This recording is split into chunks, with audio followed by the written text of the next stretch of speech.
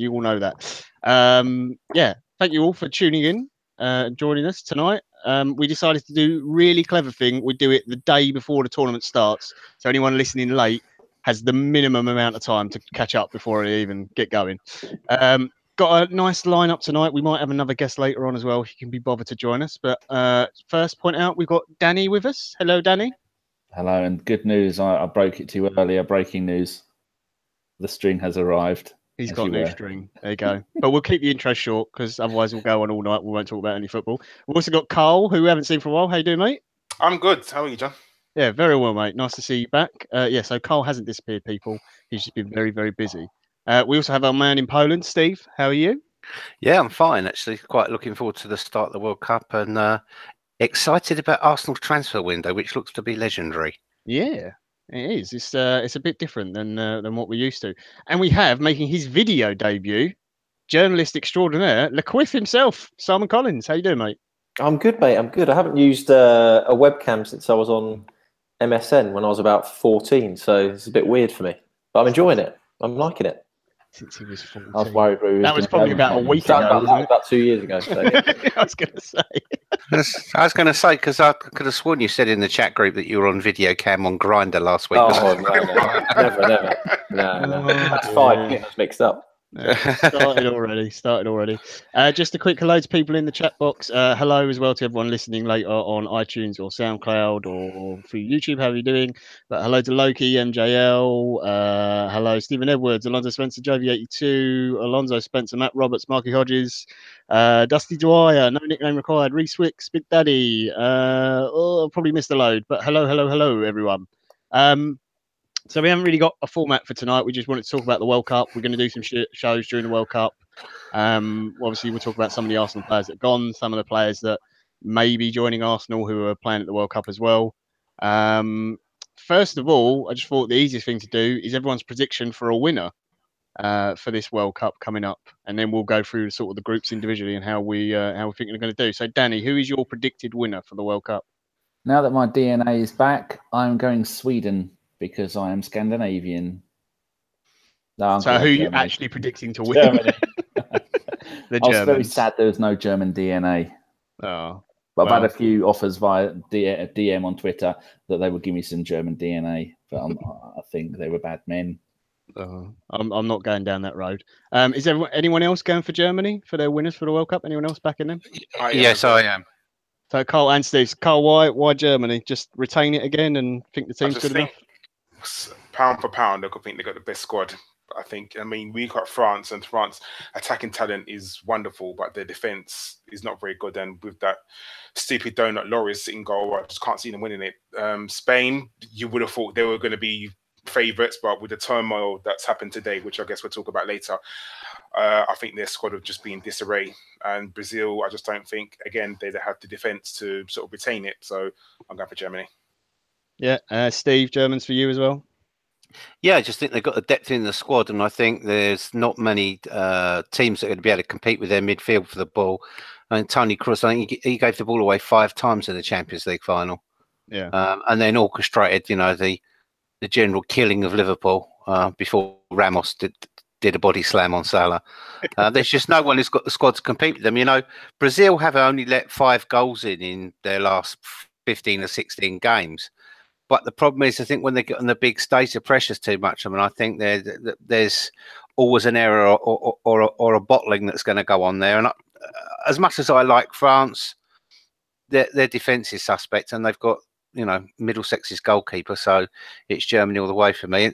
Spain probably will go quite far, but sacking their manager today wasn't the brightest move out there.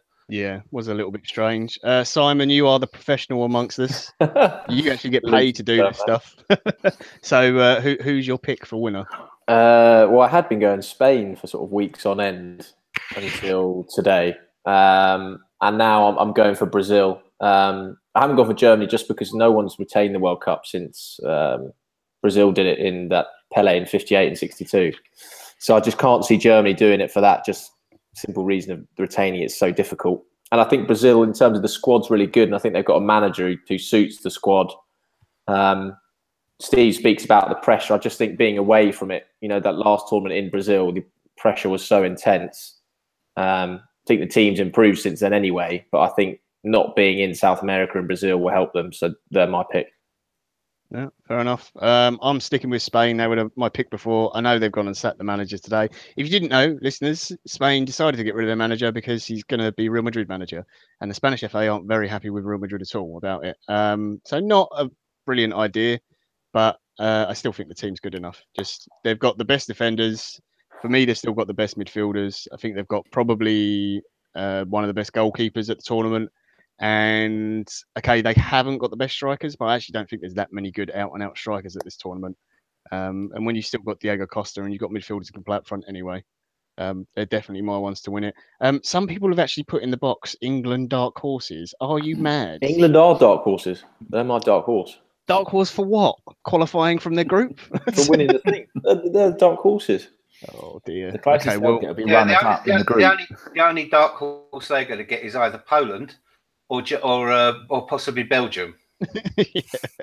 I think if England get out and they end up in the quarterfinals against Germany, they'll soon be out of the tournament. But we'll go through the group stages. Quick reminder to anyone in the chat now, and for people listening back later, we are doing a fantasy league that you can all join. I think we've got. I'll just quickly check. Danny, have you looked? See how many people are in? Probably not. No, I was busy joining another one earlier. Oh, dear. Hold on, I can see. We've got 4 people in there at the moment, but it's all free to enter. Doesn't cost you anything. If you go to ABW's Twitter account at the AFC Podcast, you see a tweet there, and it's got the league code, so you can enter and you can play against all of us and embarrass us with how much better you are at fantasy football and actually know things about it, because we haven't got a clue. There you go. I'll put it in the chat box for the wonderful. Danny will put it in there. So obviously that is, you can try and get in before the first game tomorrow. Which leads us nicely into Group A, because the first game is Russia against Saudi Arabia. Not the most exciting opener I've ever seen for a World Cup. Danny, you've seen quite a few. Are you hyped for that opener tomorrow? I was watching Frankie Boyle, and he's gone to Russia, and no. Russia are a horrendous team, and I noticed on FIFA World Cup game that when they keep giving you Russian players, I've had more Russian players given to me in packs than anything else. They are force feeding us Russian players. I feel like the fatted goose. They've been stuffed down our throat. They are horrendous. I'm surprised in the group game. I was saying to Simon earlier that in the group stage they didn't get San Marino 3 times. That would be the only way they're getting out of the group. Yeah, I think it was it South Korea. When they played there, or was it South Africa? One of those two of the recent World Cups that the host didn't get very far, or didn't even get out the group stages. I think it was South Africa. South Korea got through. I think didn't they get to like the quarters or something like that? I believe. They might have done. Yeah. I'm just looking through I've got my Panini football stickers down there. There's the last 3 World Cups. I'm just making sure, going for double checking all my stickers, and it's going to be boring. It's They are a rubbish team, even at the best. I mean, we've all heard of their goalkeeper Akinev, and I think there's the left. That's him, bless him, and the left back, is it Kolarov or something like that? No, Kolarov isn't Russian. No, they play with the back 3 that we played against Siska, the back 3 that's like 200 years old. There is one of there, Ignacevich and the 2 brothers. There is one of their players that I've heard of who's a Russian fullback, and I think he's one of those players that got transferred to a Russian club, and then a week later got transferred to another one because they stopped buying players. So yeah, that's the only 2 players from the entire squad that I've ever heard of. Mr. Kennedy, but we're not necessarily agreeing with this because ABW don't like to get political. A lot of human rights violators in Group A, literally the group of death. I think, if I'm right, I'm not sure about this, but I'm pretty sure that Russia and Saudi Arabia are like the 2 lowest ranked teams in the tournament.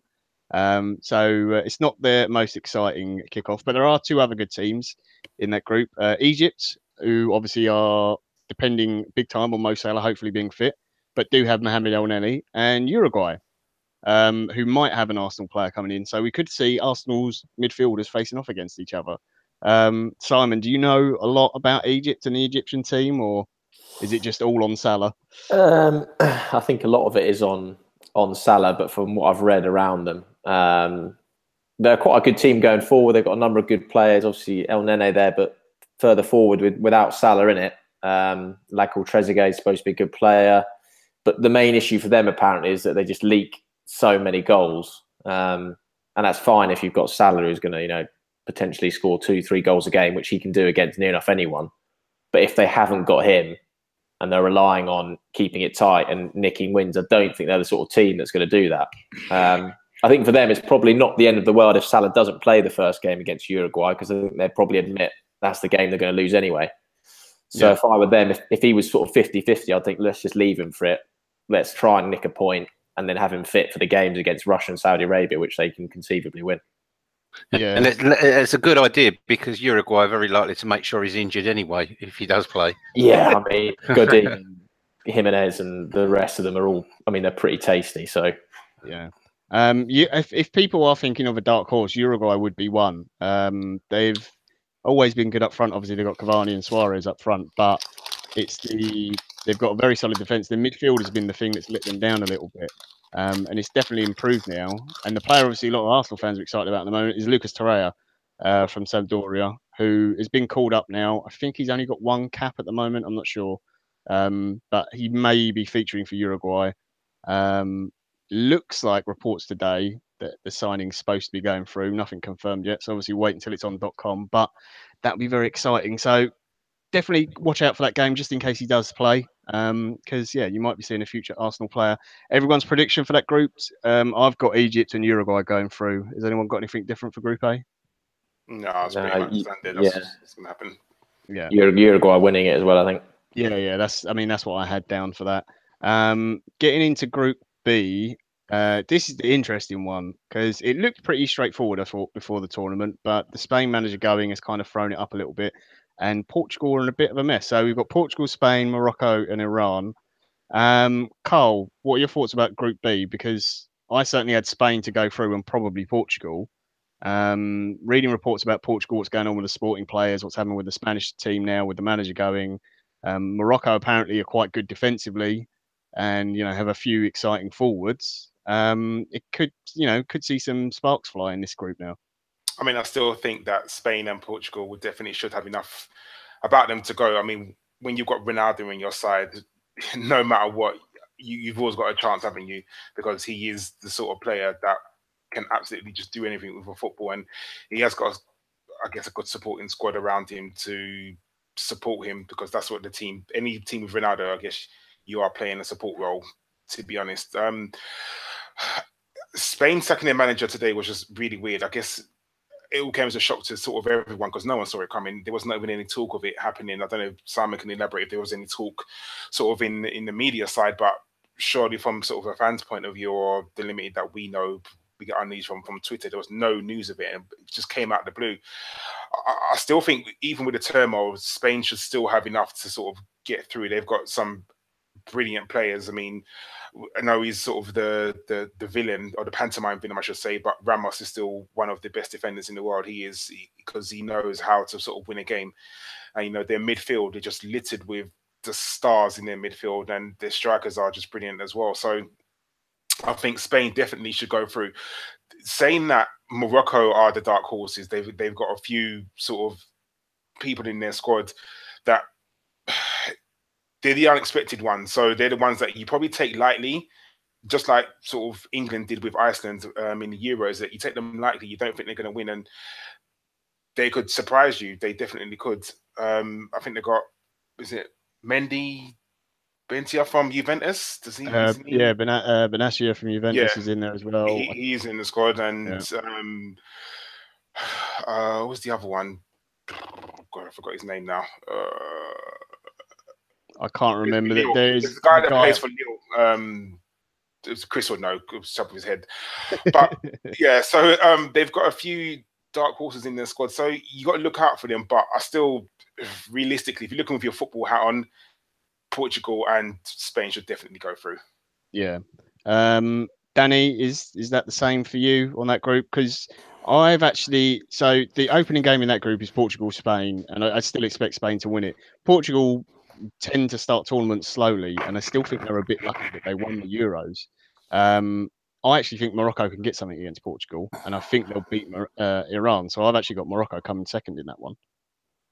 Yeah, No, it's going to be Spain will win it. I don't care if you take the manager out. Spain are one of those teams. They're like the complete opposite to Belgium and Holland, where those two teams are packed full of stars and they cannot play as a group, as a unit. Whereas Spain are full of wonderful players and they can play brilliantly. I'm just hoping for a late call up for Cesc Fabregas. I don't think it's too late for him yet. But now they've got him in. Fernando Hierro was a bastard of a player. He was a mental case. It was him, and there was another one called Nadal, and they were both had fearsome reputations playing in Spain. And I think he was a defensive midfielder as well. So I don't even think you would need a manager for Spain to win that group and get maybe through to the quarterfinals, semi-finals, with just the players on their own doing it all. You'll struggle to find a more talented and together team than that. Yeah. I mean, I don't know. I'll be honest. I know nothing about the Iranian national team. Well, only about the fact that because of the American sanctions, Nike now are not allowed to be their sponsor, so they've taken away their boots and their kits. They don't actually have any boots and kits. So I think they're basically Iran might have to be a charity act to get something off of another kit supplier in time for the World Cup. Let's hope they do. They can just be skins. It's fine. Just be shirts, be skins. I mean, I seriously agree with Danny. I think Spain, basically, they don't need a manager. They've got Iniesta, and just let them go out there. They know what they're doing, and they work it out themselves on the pitch. I mean, Hierro was the captain of Real Madrid. He was a centre half, absolute monstrous leader of a player. Makes Ramos look like a blushing fairy, and I really do mean that. But no, I think Spain. I agree with John. I think Morocco might have a chance to get something if they can take some points off Portugal.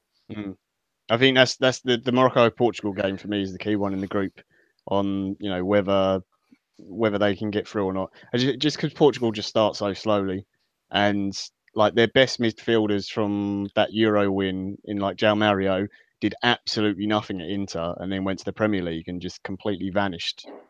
Just sat there collecting money and didn't play at all. Their defence is older. They've also got quite a few players who are at Sporting Lisbon players at the moment who are trying to get out of contract with the club completely and trying to terminate them. And they've had some real turmoil towards the end of the season, which could definitely disrupt the camp. Not forgetting that their fans tried to terminate them, literally.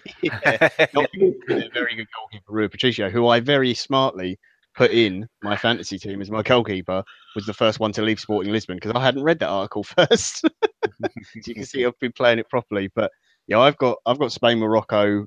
So we're kind of split Spain, Morocco or Spain, Portugal for that one. Sorry, any Iranian fans. We don't fancy your chances. Their manager is old Man United assistant manager Carlos Queiroz, and he's been manager there since 2011. But he's been manager of Portugal, Real Madrid, South Africa, the UAE, Sporting Lisbon, and Portugal. Portugal again. So he might know some tricks against the Portuguese. He might well do. My only concern with Spain, just quickly, would be whether the players. I mean, they're not going to throw away the World Cup, obviously, but they, judging by reports, and if you go and read Sid Lowe's piece in The Guardian, he's obviously one of the best Spanish football writers around, but he was saying how much the players wanted Lopetegui to stay, and they even tried to collar the president of the Spanish FA sort of, minutes before the announcement, saying, look, keep him as a manager, because De Gea, Isco, Asensio, all these young players worked with him when they were coming to the under-21s. He was the same manager. And the likes of Diego Costa, he's brought him back into the Spain setup. He's rejuvenated him. So the players really liked him. So that is my only concern with Spain, is how annoyed and unsettled they've been by him being sacked. There's also the other problem is that I understand that the Real Madrid players were very happy about him being both their national coach and their team coach. Well, there was it was reported that the Real Madrid players knew he was going to be manager. I think 6 or 7 Real Madrid players in it, and then someone from outside that discovered it. It got leaked, and basically Real Madrid decided they had to make an announcement. Rang the head of the Spanish FA sort of 5 minutes before to tell him, right, we're doing this announcement. He was then obviously livid, and he's basically, cut his nose off to spite his face, because I think it's a ridiculous decision by Spain anyway. I think it's absolute madness. I know they're trying to stand up for principles and ethics, but all they've done is just weaken themselves.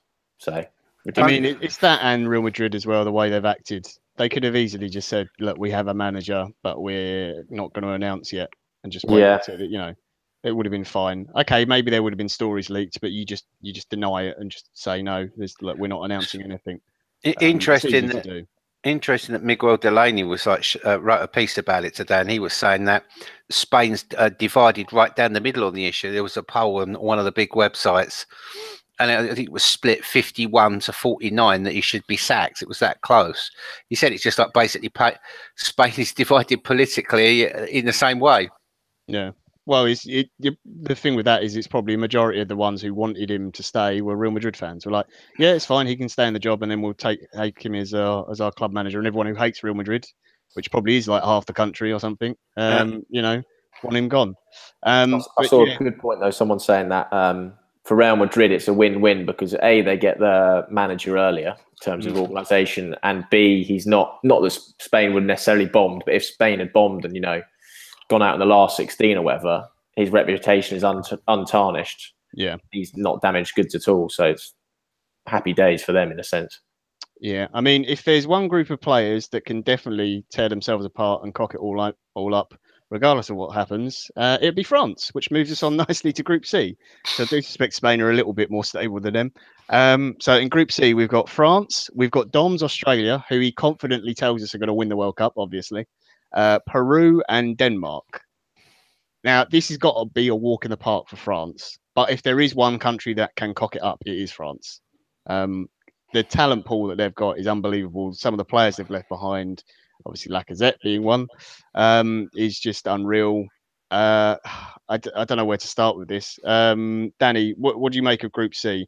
Is it just France and one of those three? I mean, I don't know a ton about Denmark or Australia or Peru, to be honest, players-wise. Dom's going to give me a load of stick now because I don't know any Aussie players other than Tim Cahill. You need to know about Australia is Super Timmy Cahill. He will see 38 years old. It's just a number to him. 106 caps, 50 goals. I mean, for a bloke who's not even a striker, is he? He's more of a midfielder now. He used to be an attacking midfielder in his Everton days and his Millwall days before that. Currently without a club, he came back to Millwall for the end of the season. Played, I think, 10 games in the Championship. And then you got Jedinek, who looks like a caveman at Aston Villa. Oh, yes, and Moy as well. Someone's just put in the chat as well. Yeah, from Huddersfield. And then you've got Roger Cup at Celtic. There's quite a few players based in the UK here. I really want to see Australia get through. If nothing, just the smile on Dom's face as they get England in one of the future rounds and absolutely hammer them. But my team that I've been drawing in the World Cup, I got Brazil and I got Denmark.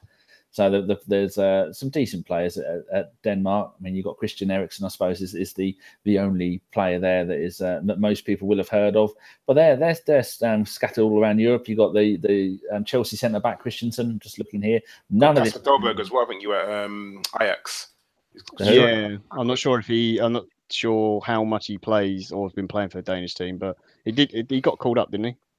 Yeah, he did. Yeah. Well, then they had to call up an extra striker because Bentner got injured, didn't he? Oh, that's ruined my World Cup. And they got Kasper Schmeichel in goal. Lord got injured, but I mean, when Denmark were in the same qualifying group as Poland, and they absolutely murdered Poland 4-0, and it was all down to Eriksen. He had a brilliant game that got a hat trick, but if you take him out, the equation in that team, and you cut the supply off to him, they've got nothing. But yeah, France would find it very hard to fuck that group up, really seriously. If anyone can, it will be France, won't it? Like, yeah, but they have to try their hardest. Deschamps will start with Giroud up front, the moron. So that will be one work towards it. When they just put Mbappe up front with. He's picked up an injury now, hasn't he, in training, Mbappe? Oh yes, he's been killed by one of his teammates. Well, the arguments have started in training already. The fuck ups are in early. Yeah, the manager already. If you speak to Lana, who's a friend of ours, she is, her and most other people are just so angry that the likes of Lacazette aren't even in the squad. Yeah. And there's so many. France have got so many brilliant players all around the world. But like Karl was saying, when you've got Hugo Lloris in goal, who is either brilliant or is awful, and then anything could happen. But they've got so many good players. But yeah, it's just always the way, isn't it? Chelsea have got Chelsea. I'm just reading that bit. France have got the ability to be their own worst enemy, whether it's not backing the manager because everyone thinks this is going to be Deschamps' last World Cup because so many people dislike him. He's a bit of a tit. Arsene rubbing his hands in the background now that the Real Madrid job's gone. He's like, "Come on, Didier, get out of the way. Give me something to do." Yeah, Karl, just focusing quickly on France before we move on from this group. If they don't cock it up, and it is a big if, do you think they've got enough to win the tournament? Because they've got some amazing players in their squad. Their squad is, I think, is probably only second to the Germany squad. I mean, their forwards, you think about, they've got Mbappe, they've got Giroud, they've got Griezmann, just the list of enders of talent, Fekir, Lamar, Dembele, Pogba, Matuidi. Their squad is just absolutely brilliant. It is. And, there seems to be a common theme with all of us are saying that they can be their own worst enemies. On their day, they can be world beaters. And on their day, they can go and lose to Senegal. You know what I mean? It's just really silly. And I just think their weak link for me is Lloris. I think that he's hyped up, and I'm not just saying this because he's a Spurs player. I genuinely think he's a hyped up goalkeeper. He's not as good as people seem to think he is, and I think he will definitely be the weak link. And if anything, France's defense will be the weak link. They've got Benjamin Mendy, who hasn't played he's only played 2-3 months of the season, so he can't be definitely fit. They've got Samuel Tete, and they've got Varane, who is not. He's good. He's very, very good, but he's not the best sort of central defender. So France's Achilles heel is their defense, definitely. But going forward, they've got endless talent, which is, I think they'll play on the Real Madrid sort of old school was you score one, we'll score two. And that's the way I think they'll play. They should just go all out attack. Yeah. I'm very excited to watch them because I think they play Saturday, I believe. Yeah, Saturday, Australia, don't they? Yeah, Saturday. Where there's 4 games on Saturday as well. So that's great, especially if you're in Europe or like Central or Eastern, wherever. It's actually really good times for the games. For most of them, you will get to see them. Rest of the world, I'm not so sure on what the times are for you, but hopefully you'll get to see it all. Who's everyone got finishing? So I mean, we've all got France coming top, barring them shooting themselves in the foot and having a big fight. Who has everyone got coming second in this group? Denmark, I think. Yeah, I've got Denmark. I hope it's Australia for Dom's sake, but I think Denmark probably. I'd like Denmark. I'd like Denmark's real standout shout by Ericsson, so someone comes and buys him. Because I'm a nasty bastard. I did see. I think it was Amy Lawrence put up a tweet the other day, and it was one of those flow charts that you have, and it was have you got the ball? Yes, and then it was 2 arrows. It's passed to Ericsson. It was did you score a goal? Yes. Did you score a goal? No. And if it was a no, the arrow just went back to pass the ball to Ericsson, and that was it. That was the whole flow chart. Wonderful. Wow. Now on to Group D. This is I actually think this is one of the most exciting groups. Argentina, Iceland, Croatia, and Nigeria. This could be awesome. This might be my favourite group in the whole tournament.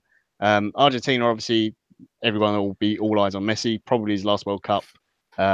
Is he finally going to win it? Does that mean that he's the greatest ever of all time and all that nonsense conversation? Iceland, who are one of my favourite teams to watch in the Euros, love the fans. The weird clap noise thing is great. The fact they beat England was hilarious. I absolutely laughed my ass off at that. Croatia, I've got a seriously talented team, but never quite achieve. They're all now basically coming towards the end, a lot of them. So this is their last real chance. And Nigeria, because we get to see Alex Iwobi play really well. Because, I mean, for some reason, he plays really well for Nigeria. And obviously the kits. Steve, what are your thoughts on this group? Because I'm really struggling to pick who's going to top this. You've picked Steve when he's munching sweeties. How rude of you. I'll go to Simon. I'll go to Simon first. I didn't see him munching sweeties. Steve is choking him down like an hungry Labrador. Take your time, Steve. Take your time.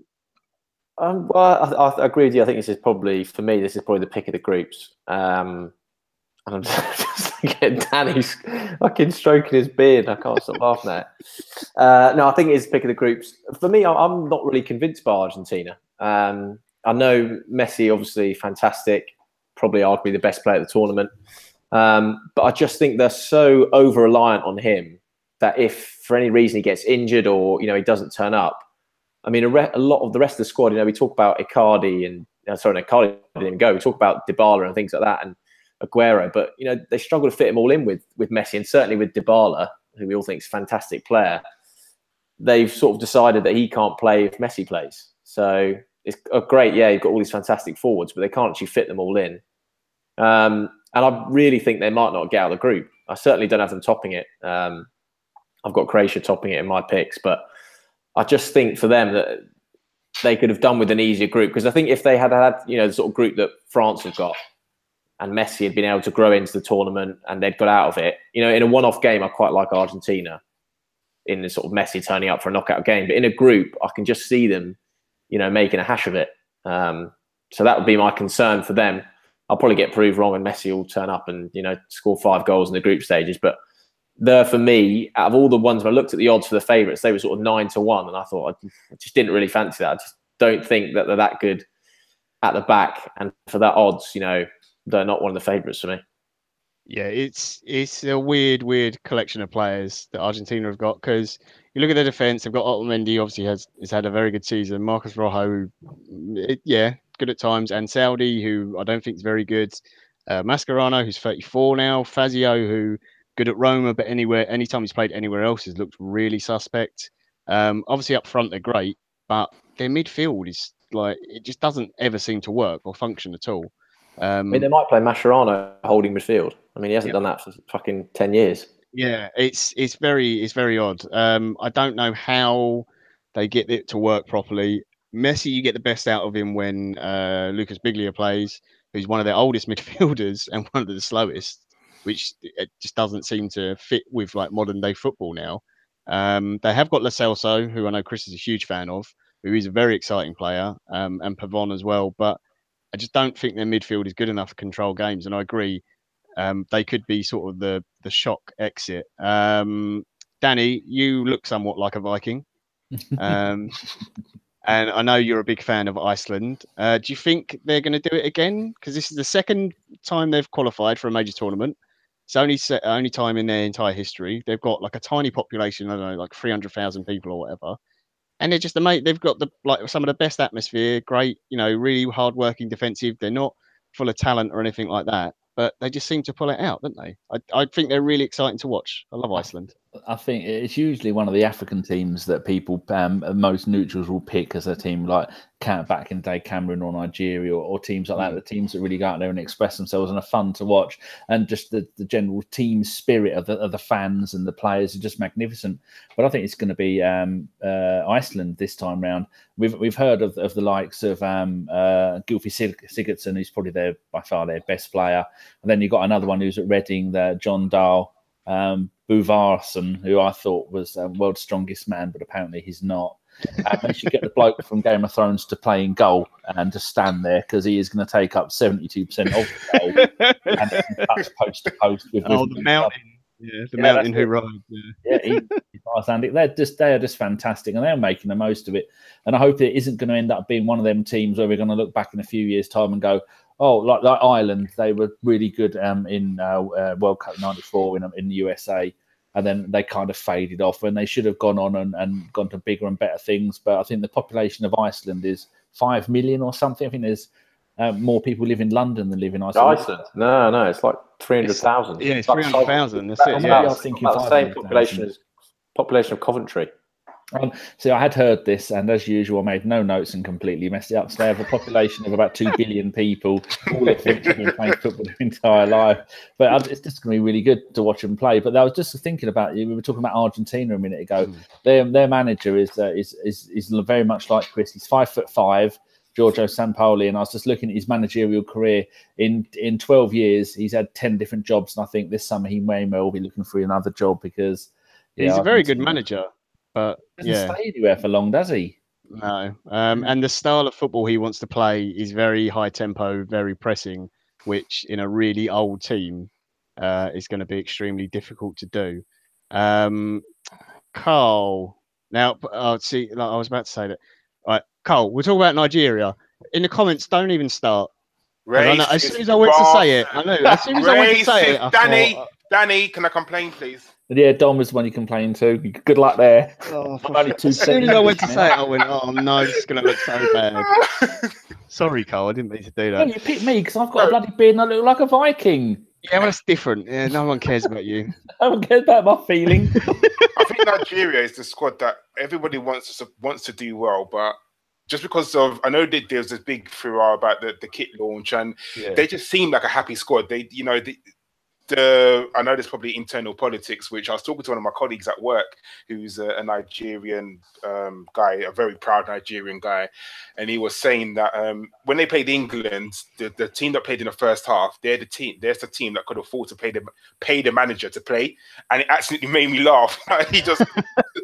It made me laugh. But he said that the squad is quite together. He said that they want to play for each other, and whether they make it or not, whether they get through, and it's probably between them and Croatia, if we're being honest, but for second place, realistically. They just seem like a squad that's really together, just wants to go out there and play football. And, you know, I really hope that Nigeria get through. I do, because they just seem like there's no expectations on Nigeria. They know they're not going to win it. You know, there's not one of them teams that think that, oh yeah, there's a chance that we could win it. They know there's no hope of them winning the World Cup. But if they can go through the games and bring a little enjoyment, they'll probably score a goal and do a dance, and you know, there'll be some big thing on Twitter and, you know, memes made of it, and it's an enjoyable thing. You know, they're not taking this World Cup too seriously, so just hopefully they can actually go out there. The standout player for me is obviously sort of Iwobi, because we know him so well, and he seems to turn up for Nigeria and plays better for Nigeria than he does for Arsenal. I know Steve's probably itching to say that, but I'll go in there first. But yeah, Iheanacho as well, who plays for Leicester, I believe, now. Yeah. He's again another standout player who can score goals and sort of play well for them. So if they can sort of get through second place, maybe between them and Croatia, and I still think Croatia's got an absolutely brilliant squad. We'll see what happens with them. Yeah, I'm really excited to watch. I mean, the kits are great anyway, but Iwobi obviously scored the goal against England in the friendly. He seems to score a lot easier for Nigeria than he does for Arsenal anyway. And yeah, I've got his Snapchat and Instagram and whatever, and obviously when he's ever away with the national team, he's always filming stuff. They're all singing and dancing, they're all happy, making jokes. They look like a very, very happy squad, and I think they will be, partly because of the kit, but as Danny said, the African teams do normally get big backing from the neutrals, like Iceland will as well, and I think they'll have some big support out there. So yeah, I think they could be a bit of a surprise, because they've got some really pacey players. Simon will know Iheanacho obviously from Leicester.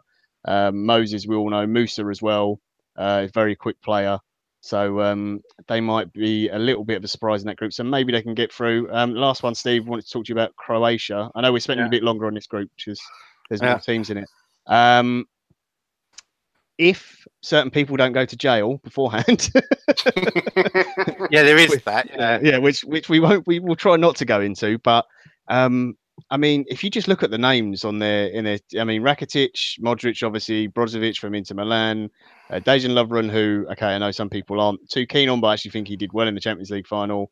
Kovacic as well from Real Madrid, Kalinic up front, Mandzukic. They've got Piaka as well, the young guy who was at Juve. Yeah, they've got some really, really good players there, and they're all about the right age as well. A lot of them now doing their last tournament, like Modric and like you know, it's going to be their last World Cup.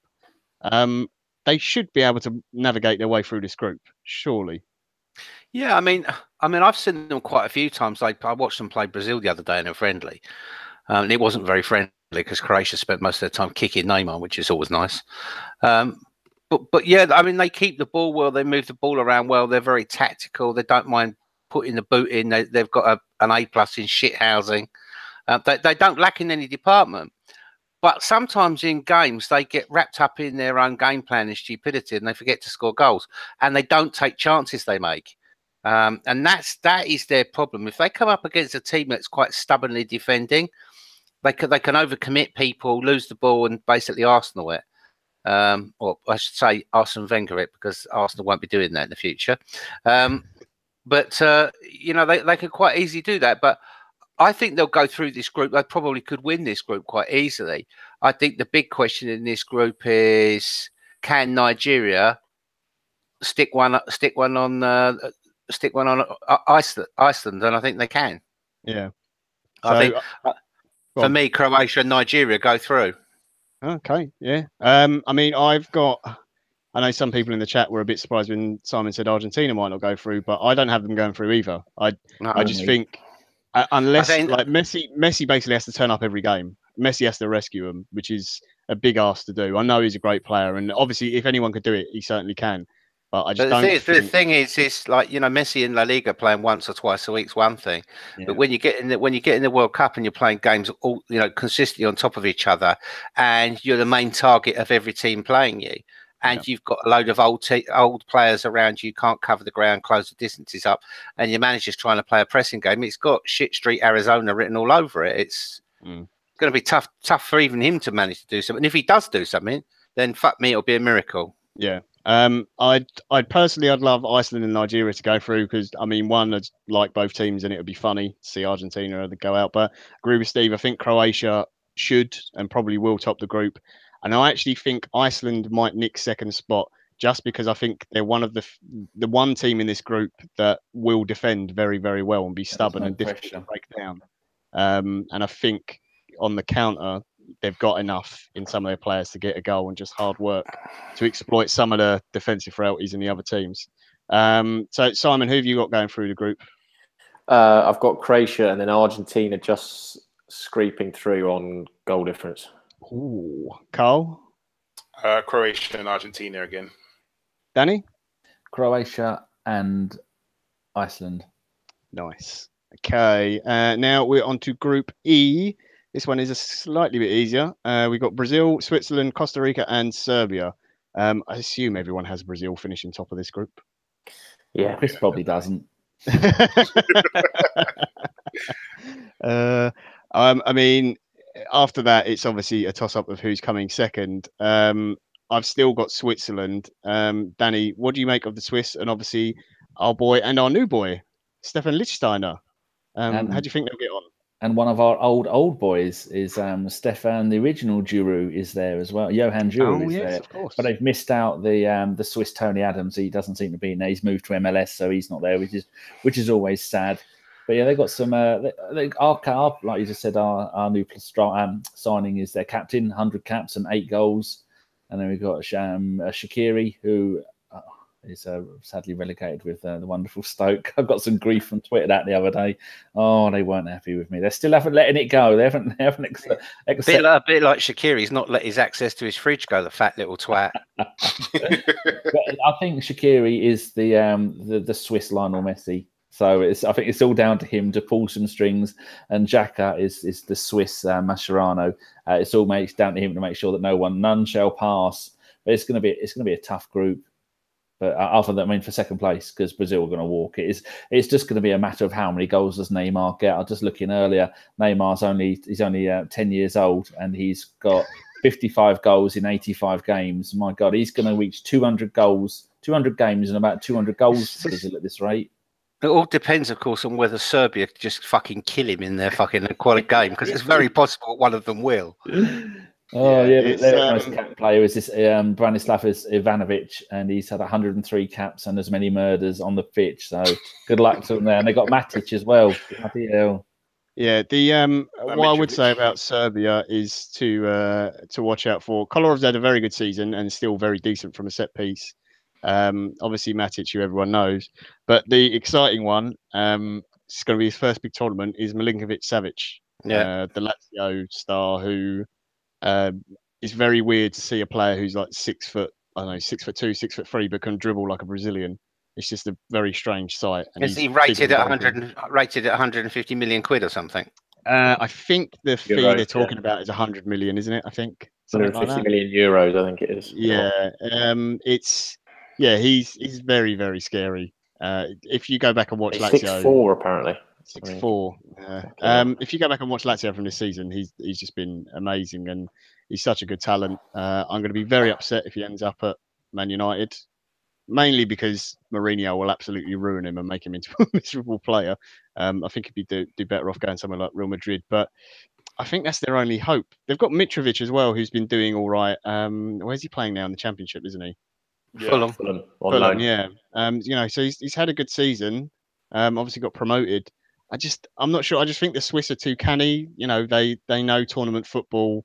They're very solid defensively. They're a bit like the Swedish, and you know they don't let in a lot of goals. They don't make too many serious mistakes, but they are like a lot of national teams. The one thing they struggle with is scoring goals. No. Arsenal fans should also watch how different Xhaka is playing for Switzerland with his correct type of partner as well, because he's a completely different player.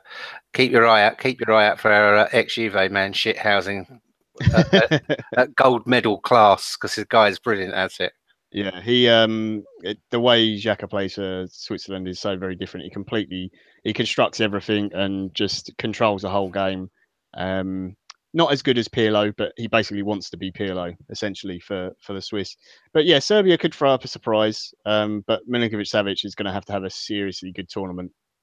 But he may come out, even if they don't make it through the group stages, he may come out as the sort of big star from the tournament.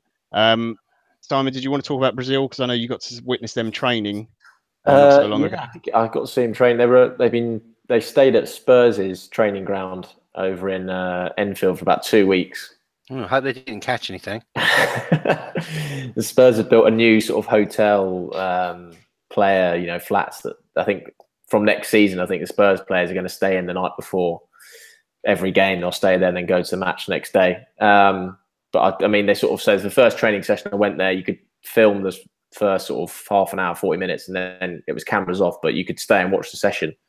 And they just did a small pitch, so it was half a pitch, football pitch, but then they cut the width of it as well, so it was even shorter, but they still did 11 aside. And just the speed at which, these guys are knocking it about and their touch. I mean, the front three, there were sort of two different teams. One front three was Neymar, Coutinho and Gabriel Jesus, and just the link-up play and the speed. And you're watching them just thinking, fucking, these guys are on a completely different level. And in midfield, I think that they're a lot better than they were 2014 midfield. I mean, Casemiro is an actual holding midfielder they've got. And then the sort of way they're going to line up by looks of it is Paulinho in that, who everyone's forgotten about when he was in China, but he got brought back in. He's at Barcelona now, is sort of key to that as well. And then Coutinho will have another sort of slightly forward role in that midfield three. But another player, I mean, he's gone to Man United now, we've seen, is Fred. I mean, I watched him for sort of 2-3 days in training.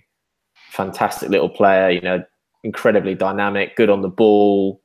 And it's just a really, really good squad. I mean, they've left players out, which is a bit surprising. Like they've left Alexandro out, who you think would be in there at left back, but they've picked Philippe Luis because of his shit housing, and he's just a dirty bastard. And he's different to Marcelo. I mean, if you want an attacking left back, you've got Marcelo. There's no point picking Alexandro because he's the same player, basically.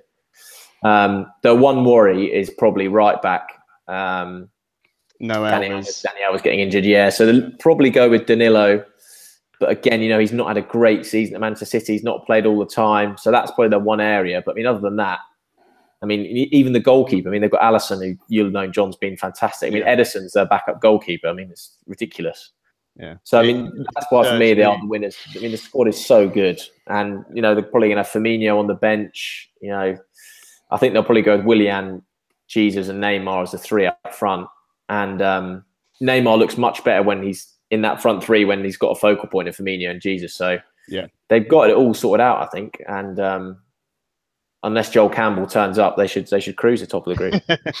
We will just quickly mention, obviously, one of the other teams in the group is Costa Rica, and our old mate Joel Campbell, who apparently did all right the other night for Costa Rica in their game, in their friendly. I don't have high hopes for Joel and Costa Rica. I've got them finishing bottom of the group. So yeah, I've got Brazil and Switzerland as my top two. Are we all on that for Group E? Yeah. I've got Serbia coming second in mind. You got Serbia second. Yeah, I think we close between them and Switzerland, but yeah, I just think Switzerland are just, I don't know, experience, aren't they? It's just that experience, yeah. But I do think both teams the problem is again scoring goals. On to Group F. We've only got 3 more after this, and we get to the all-important one that I know Simon's excited about in a minute. But yeah, first up we got the Germans, the Mexicans, the Swedish, and the People's Republic of Korea. Is that still the correct name? Probably offended a load of people now. Korean Republic, as it's listed on the FIFA website, anyway. I assume everyone's got Germany top. Yeah. definitely. Yeah. Yeah, so they are the Brazil of this group. I've got no idea who's coming second in this. I know absolutely nothing about the Korean players. I know a little bit about Sweden's players, but no Zlatan, and I don't know a lot about Mexico's players. And I'm mostly upset that they haven't got the Power Rangers kit anymore. That's They had the thing best that's- prep though, didn't they? The Mexicans. We saw that. I mean, Oh yes, they've got a load of hookers, didn't they? So, I mean, The Mexicans they're fully did. prepared. Did have, not all the Mexicans. Some of the Mexican players had a little party with Reportedly, allegedly some ladies of the night in a swimming pool. Hired help is a better. Yeah, hired help. Maybe like the blood donors, perhaps, that Nasri allegedly used. Yeah, I did notice that Carlos Vela was spookily absent there, but then of course I realised that they were actually ladies and not transvestites for the night, so that's probably explains why. But I think Mexico have done really, really well in their qualifiers, and they haven't lost many games. And their biggest problem is, they're one of their best players got injured, so he won't be going. And the other thing is, will Chicharito start scoring goals because he hasn't really played a whole game for West Ham. He's always been coming off the bench. I mean, he's scored a few goals in the Premiership, but unless Vela, if you'll pardon the pun, starts chipping in, I mean, they're going to struggle to find goals. But yeah. I still got them finishing second in that group. North Korea's team will get humped about 10-0. They've got South Korea. Oh, South Korea, yeah. Oh, sorry. Now I've offended everybody. Well, they've got Son from Spurs playing for them. Mm. I'm presuming they've got quite a few players spread around Europe. And the big thing for South Korean players is if you don't win tournaments, you have to do military service. So let's hope they get bludgeoned and Son gets sent off to the army for obvious reasons. Yeah, I mean, I'm looking through the Korean team here, and the only other player I recognise is it Key, who was at Swansea. Yeah, he's on a free now as well. Yeah, who's not a bad player. Anytime I've ever seen Korea, they all seem quite, decent enough on the ball, and they all work very hard. But like a lot of international football, it is trying to find someone to score the goals for you, which they do struggle with, and they do tend to make defensive mistakes. Their team looks fairly old as well. They've got a lot of players 29 or older. I was about to say one of them was 47, but that's the coach. Good way to list the players on the website. Danny, would you like to talk about the Germans? I'd rather talk about the Swedish. If no, the Swedish. Oh, go on then. Go for the Swedish. One of our favourite youth players, Sebastian Larsson, 33, 100 caps, 6 goals for Sweden. It's going to be his last World Cup because he's moved back to AIK Stockholm. And Michael in the chat box, who watches on Twitch, he is in Stockholm, and he's a fellow Swede just like me. And they're definitely going to qualify out of the group. It's going to be Germany first, Sweden second, Mexico third, and South Korea. Well, I have no hope for South Korea, either militarily or politically or in the World Cup. Either way, they're knackered. Which is a shame because James, who's lossless on Twitter, he's from South Korea, and he'll be watching it. So I might even try and get him on because that's what we're going to try and do. Get a few of you on. We've got someone from Croatia coming on. And you're going to try and fill a few other spots. I think we're doing 8 World Cup shows. We're doing one after every round. Oh dear! Have we set up? But yeah, Sweden are going to be. They're good. They've got Granqvist, who used to be at Everton, and Lustig, who's at Celtic, and Forsberg looks good, doesn't he? That we've been linked with. Not the one who's big star from RB Leipzig. Yeah, it's not the Forsberg who plays in MLS. Like I thought, why are we going after him? He's not doing anything over there. So yeah, they got some decent players there, and they're always very good as a unit. And I'm not sure if they've still got their double manager things. Wasn't it for a while? Was that Norway? I always get that lot mixed up, and I can say that because I'm Scandinavian. Them lot all the same to me. Oh dear. I think that was Norway, but I do know what you mean. Iceland, I think, wasn't it? Did Iceland have it? Iceland have it? At the Euros, I think they had 2. Yeah, but come on, Sweden. They're my brethren. Your pick. I do like Mexico. They are good. Again, a technical group of players, older team, so they've been together a while. But yeah, like Steve said, I mean, I don't know who's going to score the goals because Hernandez has had a horrible season. Well, it's hard to judge because he was at West Ham, and let's be honest. Lozano looks decent. I was going to say, PSV, doesn't he play for? Yeah, he looks like a player. It's a big step up though, from PSV to international level football. Although against South Korea's defence, then maybe you can get a hatful of goals there. I just think Sweden are going to be too hard to break down, and I don't think anyone's going to have the ball against Germany, other than unless the Germans get bored of kicking it. I just think they're so good. Did anyone want to quickly comment on the no Leroy Sane thing? Carl, did you want to talk about that? How mad that is? I don't see. I'm probably in the minority. Really am. I don't think if he hasn't done it at international level, then why would you bring him? It's not like he hasn't had chances, because he has. So yes, for his club, for Man City, he was outstanding. He was absolutely brilliant for Man City. Can't deny, absolutely brilliant. But he's had chances to play for German squad, and it hasn't worked out. So the manager has gone for what he knows. He's gone for the players that he knows that are going to deliver for him. It's not like he hasn't got experience in winning it before, because he's put trust in the players that he's used. For me, I'm not saying it's a no-brainer, but I don't get the big fallout of it. It's not like he's been playing, not like he's scored like 100 goals in a season and then the manager said, no, you're not playing, without giving him a chance. He's had chances and he hasn't proved it at international level. Yes, he is a very good player, but he's had his chance. He hasn't got in. So that's about it. Germany, it's not like Germany are going to miss him. The Germany squad is just ridiculous. They've got an abundance of talent that will just take them through. They could probably play 2 separate teams and still easily cakewalk the group. Yeah, so, the player who has been sort of pointed out by Jürgen Loh as the one who's essentially gone in instead of Sane is Julian Brandt, not Mesut Ozil. As a load of, I don't know why people thought it was Ozil, because they played different positions, but it's Brandt who has performed for the national team and who actually gets back and works defensively, which is something Sane doesn't do. One of the players I'd say to watch out for, I mean, obviously other than our very own Mesut, who you see how well he does in the German team with the players around him. Playing properly to his strengths. Yeah, playing all to every strength he's got. Is Timo Werner up front? Because that is the one thing Germany, as good as they've been brilliant, obviously, for years now, but they never really had a out-and-out striker. They had Mario Gomez, it didn't quite work out with. They've had Muller, obviously, who isn't really a striker, but just kind of plays up there because he's just good enough. But yeah, in Timo Werner, they've got real talent up front. One thing I would actually say about them is, as good as Toni Kroos is, he's superb.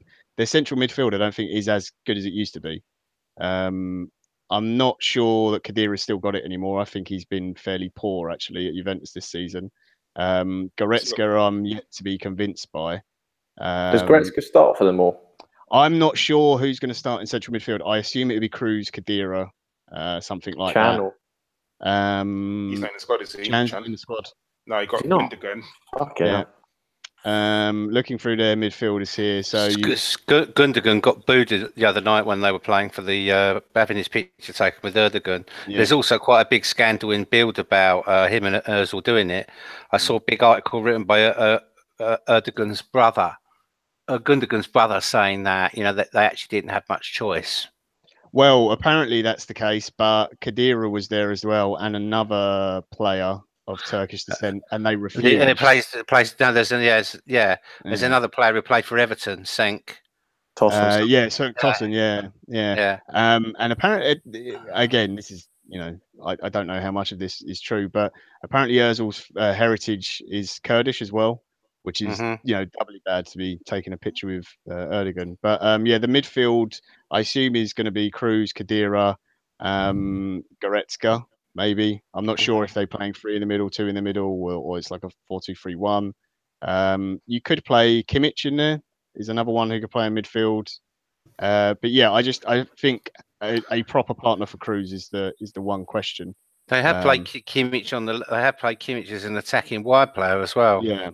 But I mean, don't get me wrong. They will still, for me, they're easily top this group.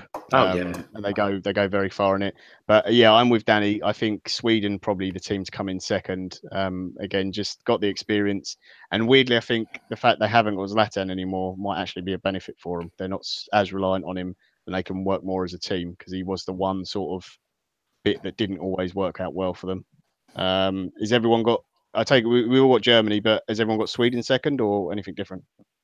Yeah, Sweden. I've got Sweden. Yeah, I've got Sweden. Yeah. Okay. On to Group G. Ha ha ha. Belgium, Panama, Tunisia, and a little country called England. Never heard of them. Right. First of all, Panama. Don't know anything about them, except their team is very, very old. And I don't think they're going to be doing anything in this group besides finishing bottom. I could be horribly wrong, but that's typical of anyone who doesn't know anything about team, because that's what you get as analysis. Tunisia, again, I don't know a ton about. Belgium, we obviously do, and England, we do. Simon, you're a journalist. Come on, you're supposed to be all positive and good about England and everything. Tell us why this England team is good, even though it hasn't got the same pool of players that, you know, the golden generation had as Lampard and Gerrard and everyone else. Why is this team actually better? Yeah, they're going to win it, mate. They're going to win the World Cup. So, no, don't go all Lolly Holt on us, for fuck's sake. No, I think it is. Honestly, it's happens all the time, but I actually think it is a good squad in terms of when I looked at when the squad came out and Southgate had picked it for the first time for a number of England squads for major tournaments. I got the impression that you could clearly see what he was trying to do in terms of players he picked, the system he wants to play, the idea he wants to play. I didn't have a complaint with many people left out of it. Maybe Jack Wilshere, but the way that Southgate wants to play in terms of, for a lot of these games, he's probably only going to have sort of one holding player there. And then he's going to try and, if he can, fit in, Ali, Sterling, Lingard, as many of those forward players as possible. So I can understand that. And if he's also concerned about Wilshere's fitness, then fair enough. And I just think in terms of the draw they've got, it's a great draw for England. They even don't have to play Belgium first. They've got them last. They've got Tunisia and Panama winnable games. If they get through to the last 16, they've got one of the group from Poland, Colombia, Senegal. I think Japan's the other one in it. And I just think it's a decent squad with no hangover from past failures. And for me, it's a squad that's good enough to make the last 16. It's probably just about good enough to make the quarterfinals, which is where England are at the moment. And I think they'll surprise a few teams, because if someone like Kane has, I know he plays for Spurs or whatever, but if he has the form that he can do in the league, then they've got one of the best strikers at the tournament. And we saw the other night with Rashford, same with Sterling, Lingard. These players can win matches. So I'm relatively confident that England will get out of the group.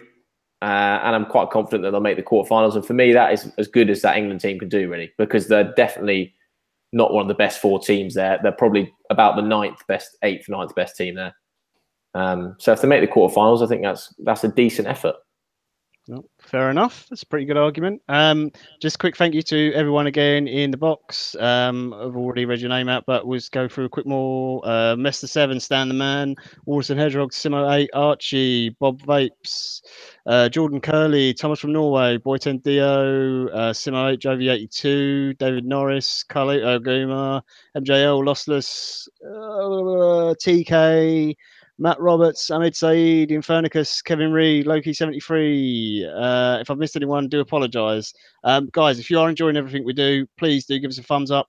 If you want to stay with us throughout the World Cup and not miss any content, be sure to hit the subscribe button, click the little bell icon, and you'll be notified anytime we go live for any shows. Obviously, we're not just doing World Cup shows, we're going to do transfer news as well. So anytime a player gets signed, we'll be going live that evening to talk about the player, the signing, how we feel about it, and try and get some fan reaction as well on what you guys all think about that. But yeah, back to Group G. Steve, the Belgians, again, another team that have got, they're kind of in their golden generation. They started the previous World Cup quite well and then just faded drastically. Is it the players' fault, or is it because now they've got Roberto Martinez, so they can blame it all on him? Well, Roberto's not a lover of defending, is he? Let's put it mildly. But I think when you've got the likes of Kevin De Bruyne in midfield, Eden Hazard, and some of the, they've got some bloody good defenders as well. They've got Vertonghen from Middlesex. Is Vermaelen fit, or is he dead again? He's fit, yeah. I think he's fit. He's actually done okay when he's played for Barca this season as well. Yeah. So they've got Courtois as a keeper. So, they've got a good spine to their team. Oh, and of course they've got Frode Kaku up front who can flat track bully some teams. But he's going to get brilliant service, and he won't be playing under Mourinho's rules. So I actually think that Belgium, could be, if you like, a team that, you know, everybody's looking at and thinking, oh yeah, they're full of egos and arguments. They're a bit like the French juniors in the mental collapse. But I actually think they'll win the group, and I think that England will struggle against them. I think they are a highly mobile team. They've got a lot of movement. Their players don't need to touch the ball more than once.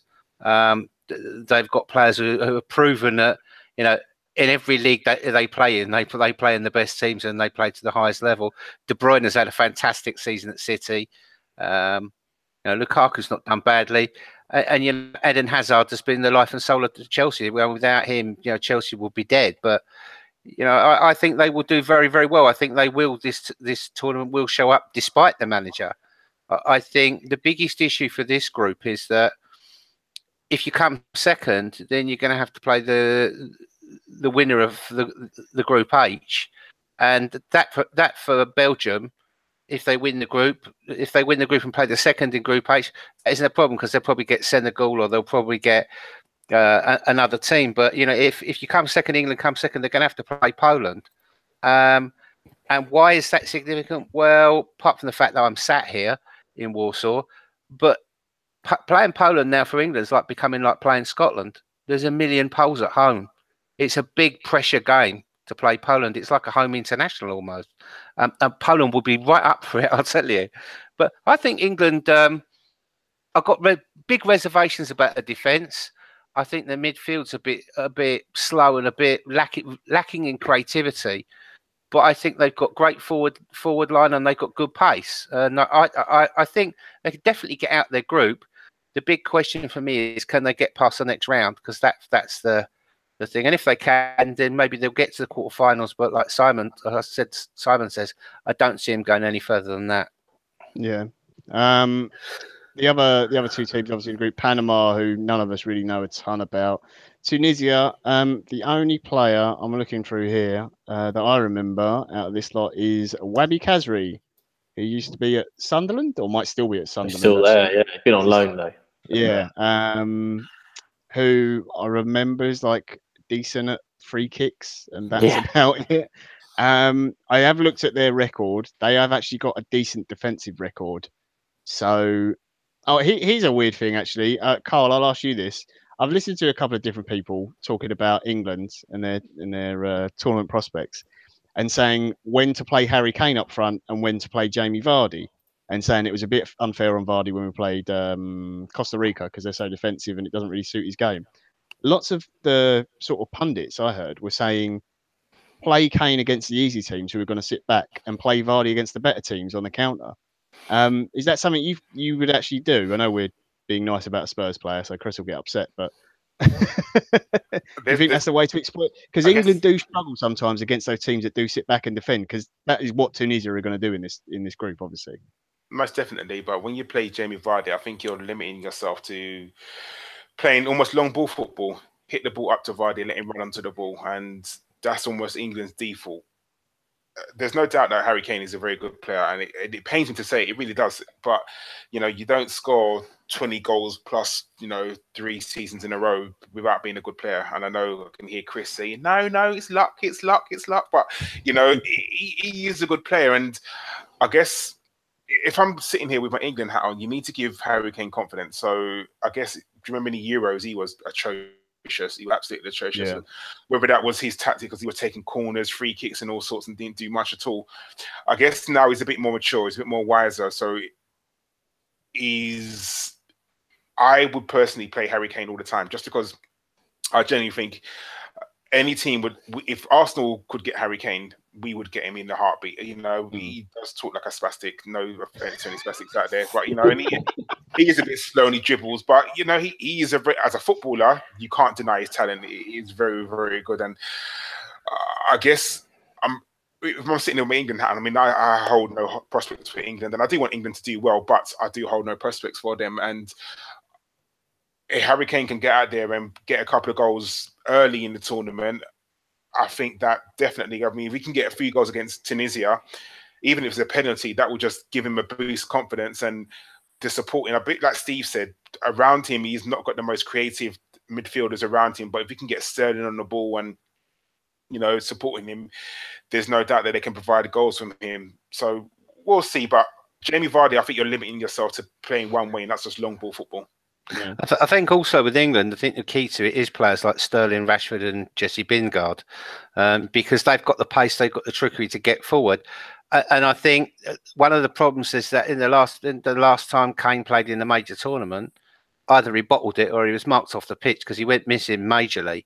And I think that's going to be a big. This is where Kane's got to prove his ground now. He scored a few goals in the Champions League. He didn't run wild. So now this is the big stage. So we'll really see if he is the striker everybody says he is, or whether he's just like, can do it in England only. And the other thing is the Spurs players have got to understand one thing very clearly. All the diving privileges and the cheating privileges that they've got in the Premiership don't exist in the World Cup. And they will get sent off for diving and fouling. So they've got to be really careful. I think Britain's best weapon, Sterling's pace, and England's best weapon, Sterling's pace. And I think he might be among the most fouled players in the tournament, which would help us from dead balls as well. Yeah. I'd be tempted to play Vardy against Belgium would be the only one, just because, if it is going to be Kompany, Vermaelen, Vertonghen, Alderweireld at the back, I know we've got pace in Sterling and Rashford, but if you had Vardy in that as well, I just think it could be worth playing against them. Belgium are probably likely to have a bit more of the ball as well, aren't we? So we're going to probably be on the back foot there. Vertonghen will probably have Kane in his back pocket because he knows him inside out. Yeah, that's a good point. Yeah. Or would you even go 4-4-2 or a diamond to put Kane? And England should always play 4-4-2. That should be the rule. But it's fucking fancy bullshit of playing three at the back. Everyone knows I'm not like a big England fan or anything, but yeah, see how they do. I hope Danny Welbeck has a good tournament. He always seems to perform well for England. Who has everyone got as their top two for this group? I'll go on the line. Steve, who you got first and second for this? Belgium first, England second. Simon? England first and Belgium second. Karl? Same as Simon, England first, Belgium second. And Danny? Belgium, Tunisia, Panama, England. You miserable fucking bastard. Fuck 'em. 5 Spurs players and 1 ex-Spurs player and a mong up from playing as I've got Belgium top, England second, but I've got them on goal difference against to get above Tunisia. I just think there's bound to be a game where they mess it up a little bit. It's going to be most goals against Panama, isn't it? Yeah, I think the Panama game and whether they actually beat Tunisia.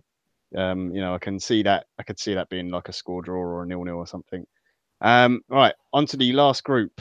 Bit of a weird one. This, I don't know how this group ended up coming out like this, but we'll start with our man in Poland because one of the teams in it is Poland. So, Steve, do you want to fill us in on the Polish team?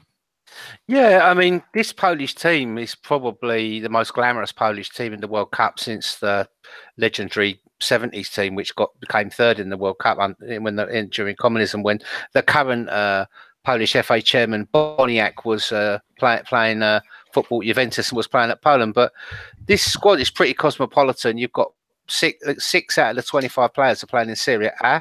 You've got goalkeepers that have played in England. You've got goalkeepers that's playing in the Championship.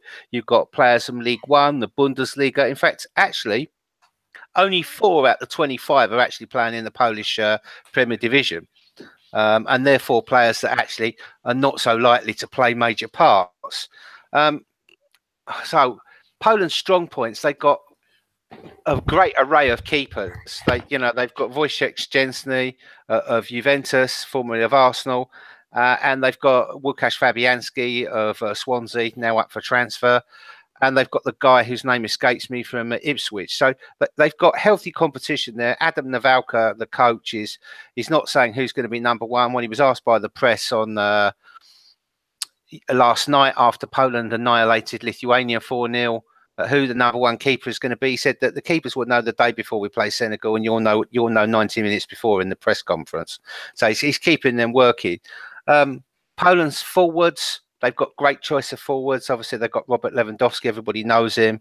And Robert's matured now from a player who 3 or 4 years ago was a very wasteful centre forward. He scored a lot of goals, but he wasted a lot of chances when he played at Dortmund. And at first when he went to Bayern, now he's become far more clinical. He's got every attribute of a great modern striker. He's a target man. He can take technical shots from outside the box. He's a culture player. He lays the ball off. He's very, very good, and he's become far less wasteful. They've also got Arkadiusz Milik from Napoli, and he again another good player. They've got another good player, David. His name escapes me. Kovnatski, who plays for Sampdoria. So the forwards are the strong point. Poland's positive point is they score a lot of goals. Their negative problem is that they have leaked a lot of goals. And because of that, Nawałka, the coach, has been playing with the system. So he went from his usual 4-4-2, and then he had 4-1-2, etc. And now he's gone to 4-3-3. Or 3-4-3. He's trying to get a system which is more mobile, more fluid, to cover for their defensive weaknesses at the back. And they tried this out in quite a few friendlies, and they tried various combinations of 3 centre halves. The biggest problem they got is that Glick, who's their star centre half who plays in Monaco, got injured, and he probably won't be fit for the first game against Senegal. He's going to be fit for the game against Japan. And they're sort of like looking to the others like Jędrzejczak. And of course, the new star of the Polish team is Southampton's Jan Bednarek, centre half, who did really well in there. And they're probably going to, I think they're probably going to play 3 at the back. My guess is he'll go with Łukasz Fabianski as his number 1. And the midfield, they'll play a 3. And their star playmaker, the player to watch out for, is Zielinski, who also plays at Napoli. Had a fantastic season at Napoli. Really good player. Brilliant player. He flopped at the Euros and disappeared, had a bit of a mental breakdown. He's done a massive amount of work with Polish sports psychiatrist. He's also been a major support to Arkadiusz Milik, who did both, I think, his left and his right ACLs. Yeah. This guy will be the player to watch. They're talking about him in Poland, about him being the new Kevin De Bruyne. There's a great possibility he could live up to that. And Poland's biggest problems are their mental strength and their stamina. They seem to peter out 60 to 70 minutes. So in the past, Nawałka's never had on the bench players that he could actually use who could influence a game or change a game. Now he can have the luxury of he can actually keep people like Błaszczykowski or Milik, who's coming back from injury, on the bench and bring them on in the second half late on to actually make a real big change in the game. He can actually change now he's got the players who are playing in the Europa, they're playing in the Champions League, they're playing in the Premiership and Serie A. He's got the players that can change it. He's got a big enough squad. I think Poland are going to be a bit of a surprise to people. Too many people writing them off because in the past they couldn't defend. I think Glick will come back. He will be okay to play. I can see them being a big pain in the arse for whoever comes second in England's group, because Poland will win their group. That's for certain. In that group, the team for me that's the question mark is how good are Senegal, because they have got some players again that they're playing all over the place. The big question is, can they come together as a team and do it? I think. Poland in the past had a lot of their players were based in Poland. They weren't as fit as players elsewhere. They weren't as professional. That's all long since gone. They all take their lead from Lewandowski, but to have players of the quality of Milik, Zielinski, Glick, Szczęsny, Fabianski, Błaszczykowski. They've got another player who this new player from Southampton, Bednarek, centre half. And there's another, I can't remember his name now, attacking left wing back, who's really, really was good last night. His name will come to me in a minute. Can't find it on my list here. But again, providing different options for the coach to play completely different tactics than they have before, but providing him with a solid bench. So I think they'll win the group. And whoever comes second in England's group's got a big pain in the arse to play against. Did Krychowiak get in the squad, or who? Krychowiak. Grzegorz Krychowiak will play in the midfield, so it's very, very likely that it will be set up, for example, will be Fabianski, Jędrzejczak, and two others. Probably Pazdan will play in the first game because Glick's injured, and probably this Bednarak will play. They'll play the three at the back. Piszczek of Dortmund will play on the right-hand side as the wing-back. The left-hand side will be this guy whose name begins with J, which I still can't remember. He'll play there. And then you'll have a midfield three, which will be Zielinski, Krakowiak, and probably the guy who plays for Hull City, who's very, very quick. Is that Grozicki? Is that the one? Grozicki, yeah, Grozicki, yeah. They could also play Grozicki up front if they wanted to play in the three, but the front two will be Milik and Lewandowski. Yeah, Kaputska's just fallen off a cliff. You what? Kaputska's just completely fallen off a cliff after being, star of Euro 2016 and cost him whatever he did, £7 million. No, well, Leicester paid a lot of money for him. They paid like £7 million for him. And he's just... Kapuska fell. I'm afraid he was sort of a victim of what happened at Leicester. He was bought when Ranieri was there. Ranieri liked him, and then, of course, the players got Ranieri the sack, and then the next guy got there and he didn't fancy him because he was foreign. And then that guy got the sack. And then when the new guy came there, I think Kapuska also suffered because his English wasn't that brilliant. He was a bit homesick, bit of a mama's boy, and he's really suffered there. He's gone on loan to a German side, hasn't he? Is it Freiburg, I think? Not sure. Yeah, I know he did get loaned out, but he didn't make the squad. Just quickly, Steve, because we are starting to run out of time, and I know we want to answer a couple of questions before we wrap up, because otherwise we'll end up going on too long. Who have you got coming second in the group behind Poland? So that's the big question, isn't it, in this group? Because you've got Senegal and Japan. Who else is in there?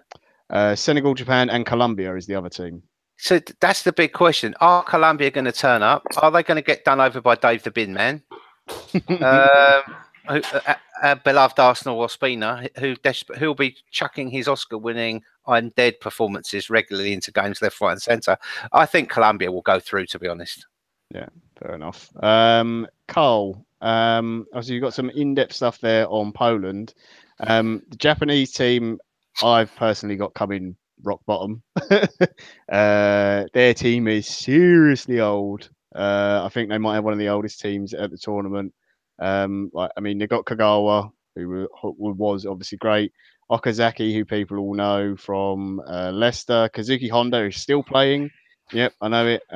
It's amazing. He's kind of rubbish now, though. He certainly didn't bother playing well for Milan when he was there last time I saw him. But on Colombia, it's going to be Falcao's first ever World Cup, which seems nuts to say. Crazy, yeah. Yeah, absolutely mad. But they have two very exciting players, Cuadrado, but the real excitement one is the star of the last World Cup. I think he really was the last star of it, was James Rodriguez, who's had a weird career since the 2014 World Cup. But he seems to have found his feet again at Bayern. Do you think they could be perhaps a little bit, again, one of the teams people will get behind, bit of a dark horse, that kind of thing? I think so. I mean, they're going to have the best looking fans at the World Cup, that's for sure, isn't it? But yeah, I mean, their forward line is brilliant. I mean, haven't they got Carlos Bacca as well? Carlos Bacca, Luis Muriel, they've got Quintero. So yeah, they've got some very exciting players. So definitely, I mean, definitely the star man and the talisman is definitely going to be James Rodriguez. I remember the goal that he scored in the last World Cup. I want to say against Australia, was it? I can't remember. I remember the goal, but I don't know who it was against. But he was ridiculous to watch. He's going to be their star man. I think he's going to be second. I think Colombia are going to be second behind Poland. I think Poland will win the group, and I think Colombia will be there or thereabouts. I think they're going to be another sort of like a Nigeria. A lot of people are going to get behind them because they're going to go there to try and have fun. I mean, I remember I'm quite into things like with Pablo Escobar and things like that, and I do remember like the own goal and people getting shot, and we don't want to see a repeat of that. But I think those sort of days have gone, and I think now they're just going to go there to have fun. And if they're not going to win the World Cup, they know they're not going to win the World Cup. You know, they're one of the teams that would just go there. They're not there to make up the numbers, but they're there to just play games. And if they win, it's going to be great. Their fans are really going to get behind them. And if they don't go through, then, you know, it's going to be tears, obviously, but so be it. And definitely they'll be one of the teams that I'll look out for, because I'm quite happy. They're just they just seem like a nation that just go there to have fun, go there to play football, and that's what we want. Yeah, absolutely. The Senegal team, I don't know a ton about. Khalid Koulibaly from Napoli is playing for them. I don't know any of the other defenders really. Chet Kayute is the West Ham midfielder. Oh God, who else have they got? Chekan Doy is another name, and obviously Mane is the sort of the big star. They do have Keita Balde as well, who was at Lazio, who's gone to Monaco, who's promising, and Niang, but I don't know a ton about Senegal. I don't even think I've seen them play since probably the last, I don't know, African Cup of Nations. So I want no idea how they'll do. Is that Ismail? We need Chris here, for fuck's sake. That Ismail Sarr kid's supposed to be decent. Ismail Sarr. Yeah. Chris goes on about him all the time. He's in our pirate is in the chat box. Writing some transfer nonsense today that he's going to Dortmund or something, isn't he? Or okay, yeah. Oh well, if he's going to Dortmund, he'll turn up at Arsenal when he's 30, obviously. Yeah, that's what our Sven likes. But yeah, I don't know a ton about Senegal. So I'm like Steve. I've actually got Colombia finishing above Poland just because I think James had a torrid time at Madrid, but I think he's really found his feet again at Bayern. And I think it's weird that it's Falcao's first tournament. I know he's 32 now, but it will just be cool to see him actually scoring a goal and everything. And it was horrible the last World Cup where he got that injury like so late on, just before the tournament. I think Colombia could have done better. Simon, who have you got? So I think we've seen the goal as well. So just a quick question. I think whether Mane turns up as well, because you're forgetting that if he's sort of the Senegal version of Mohamed Salah, I think a lot of hopes are going to be pinned on him. And if he can turn up, he's the sort of person that could definitely change a game. Yeah. Again, I assume a lot goes through him, and he's the big star in the team. But I'll be honest, I do not know a ton about Senegal. So Simon, who have you got as your two for this group? I've got Colombia winning it and Poland second. Karl, who have you got? Poland winning it and Colombia second. And Danny, who is still there? Yeah, Poland. Colombia, Poland. Right, there we go. So that is our roundup. You've had all our thoughts, who we think is going to win the World Cup, who we think is going through the groups. We didn't bother tracking it all properly and whatever, but tell us what you think. Tweet us. Let us know. Let us know now, obviously, in the chat box if you're watching live. We are going to do a few questions quickly before we wrap up. And Steve just remembers the bloke's name was Bereshinsky. Oh, there we go. He's remembered the name. So yeah, we're going to do a quick couple of questions. I've got some here in the chat box, but if you do have any more, guys, please feel free to fire away, and the other guys will grab them. Right, here we go. First question. Oh, here it is. No nickname required. Question for the panel: do you find yourself supporting countries with Arsenal players in them over your own country?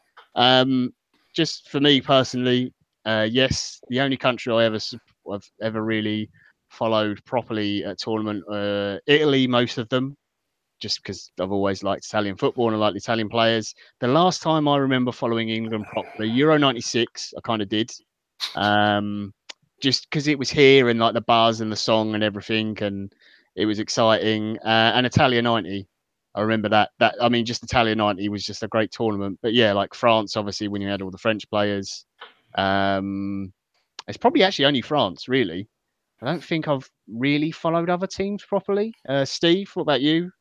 I tend to. I mean, obviously, because I don't live in England, I prefer not to support England because I just can't stand the fact that it's full of Spurs players, and before that, it was full of Spurs and fucking Chelsea players and United players. I obviously have an interest in what Poland are up to because I live here. My daughter's quite funny. She supports Poland's men's team, but she supports women's England team. So I also keep an eye out on what Germany and Spain are up to. That's because I like Bundesliga and I watch La Liga. So, and I do tend to, if there's games on where I know there's an Arsenal player that's going to be playing or an Arsenal transfer prospect, I will go and watch them as well. Yeah, I did. Yeah, I remember watching the Czechs when we signed Rosicky. And he scored an absolute stormer actually in that tournament, didn't he? Was that a World Cup or Euros? I can't remember now. That was 06 World Cup, I think, wasn't it? Yeah. I remember watching that as well. Absolute belter, and I was so excited. I was like, "Oh, this guy's amazing!" And he was injured for his entire career. I agree with you. I think the last time I supported England properly was Euro '96. It was just the country. You just got the buzz. Then it's a bit like when the Olympics was here as well. So it's a bit like that tweet I sent through today with Gaza talking about the England dressing room. Oh yeah, traditions of holding a member of someone's body if he scored during a game. I don't know. The old England teams just had a bit more. They had more characters in them and stuff. I think that's just football in general. Simon, was there any countries you sort of followed? No, I've always just supported England. Because when I was we had a good team when I was growing up, but we weren't actually good. The most successful England manager since Alf Ramsey in your peak youth years, didn't you, under Sven? Yeah, and it was only good because you used to get to watch it in school. Like they'd wheel in one of those big TVs that take like 10 minutes to turn on and stuff. And the screen's like that, all the pixels coming to life, and that was the only good thing. And I still just support England, but I'm a bit like Steve, where if I know someone's linked with Arsenal or like Lucas Torreira, like I've never fucking seen him kick a ball, I will watch Uruguay and probably spend most of the game watching him. Yeah. And other than that, I don't. And sometimes I get like the 2014. I enjoyed watching Colombia and sort of supported them a bit because they were a good team to watch. Other than that, I'm just following England. Yeah, Karl, you and me are kind of similar sort of ages, aren't we? So I'm guessing you've like enjoyed watching France as well when we had all the players in there. Oh yeah, France '98 was definitely my first World Cup that I really started watching football, and that's when I really started watching France. And I remember, Vieira. I remember the third goal, Vieira to Petit, and Arsenal won the World Cup, and that was for me was like the best thing in the world because that's the year we've done a double as well. So I always followed France then, and from then I've always liked them, especially when they went on to win the 2002 Euros as well. I remember following them, and then obviously the calamity of 2004 World Cup, which was not good. But yeah, I mean, I'd always keep an eye on England. I mean, I'm one of the people that I will say like, England are rubbish, but I'd always look out for them, and I'd always probably try and catch the game. And if I don't, I'd always look out for the score, because even though like I don't think England will win, I've always keep an eye on it. It's the country that I live in. It's the country that, I'm raising. So clearly I've got an eye on them. But for me, I'm like everyone else. If there's an Arsenal player and we're linked with them, then I'm going to watch that. I'm definitely going to watch that game, and I will watch the game just watching that player, saying, will he fit in well with Arsenal? Or especially I'll watch Switzerland as well now, because now we've got our new guy and also Xhaka. I'd like to see how Xhaka plays with the national squad and think, why can't I do that for Arsenal? Yeah. Anyone that's got an Arsenal player in, I tend to keep a little small eye on. Danny, which countries have you been wrongly supporting because you didn't know about your heritage in the past, and you've only just found out that you're 2% Scandinavian? So who did you like watching, or were you just too busy filling in your Panini sticker book? They're there. Like there's 80. I count them. I've got 54 Panini sticker books from 1982 onwards. Worth a fortune. I tend to pick one player. So in USA '94, it was Alexi Lalas. That was brilliant. And then in '98, it was when the Arsenal went there and they played in blue, and we won the World Cup. That was our treble, wasn't it, that year? 98. 2002, Junichi Inamoto for Japan scored a couple of goals in the group stages, and then they won the group and then got knocked out in the next round. And 2000, and then it was Germany, so I didn't really care about that one. South Africa, God, I couldn't bear the Vuvuzela nonsense. Oh, that was horrible. It was like bees constantly buzzing, wasn't it? Silly people. And then 2014, it was Lucas Podolski, and he only played a couple of games, which I was sad because leading up to the World Cup, he was quite instrumental in a lot of their games. And then 2000, and this one, it was going to be Iceland and Sweden, really. Last time I gave a shit about England would have been in 96, the Euro 96, back in the Kevin Keegan, Terry Venables days. And that's when Spurs and Chelsea were shit where they belong, back in the second tier of English football and bottom of the first division. But you've got one Arsenal player, and it's Danny Welbeck, and I don't even really class him as an Arsenal player. He's a Man United player with me. Just I've got nothing about that team I give what a flying fuck about at all. Zero. I would love it. Danny's really excited about this World Cup. I will watch every single game of the World Cups. I'll have it on 2 or 3 TVs at the same time. I'll be going full Carpenter at times. Watch them all. I got my new big screen just for the. Have you got anything playing on it, John, that you might want to share with the No, boys there's nothing and girls? playing on it. It's blank. It's blank. There's nothing on it. We made sure we don't get in trouble. We did have a couple more quick questions. One was favourite World Cup moment. I've got mine ready, so you guys can think of yours. Well, is it 1 or 2? Yeah, no, I'll go with the easy one. It's because it's the first World Cup I remember watching properly. It is Italia '90, and just that Cameroon team and the surprises that they pulled out in games and stuff. I'd never seen that sort of thing on a football pitch, and the celebrations and everything else. That was just amazing, and it really wound my uncle up. I remember it really, really annoying him. He was getting so upset about it, and that just made me laugh. So that was certainly my favourite. Steve, favourite World Cup moment? Probably Dennis Bergkamp's goal in the last second against Argentina, where he brought that ball down with one foot and did his usual, swapped it to the other foot and just left the goalkeeper standing there like a statue. And all the Dutch guy could do was shout out Dennis Bergkamp, Dennis Bergkamp, Dennis Bergkamp. Because, that was just Dennis, really. If I had to think back, I would say that my favourite World Cup, 2 World Cups being an old git, would be the 70s World Cup, England versus Brazil, where England were actually the defending champions, and Brazil ripped Britain a new one in the heat of Mexico.